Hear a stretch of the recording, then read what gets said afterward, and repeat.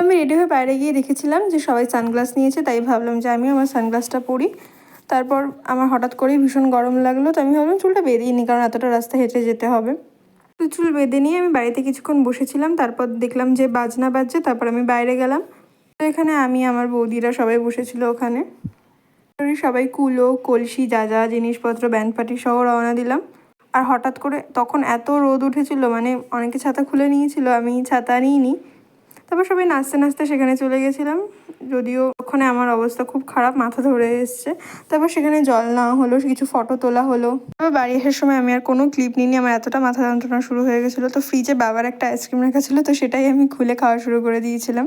অনেকটা ঠান্ডা জল খেয়েছিলাম, তাও না একটু কিছু ঠান্ডা ঠান্ডা খেতে ইচ্ছা করছিল। যাই হোক, তারপর স্নান করে রেডি হয়ে নিয়েছিলাম, ওদের বাড়ি লাঞ্চেও নেমন্তন্ন ছিল আমার। তো রেডি শেডি হয়ে গিয়ে দেখি যে অনেকে খাওয়া শুরু করে দিয়েছে, তারপর আমিও বসে পড়লাম। ছিল ভাত, ডাল, সবজি, তার সাথে মাছ, চাটনি, পাঁপড়। So that's it for today, tata.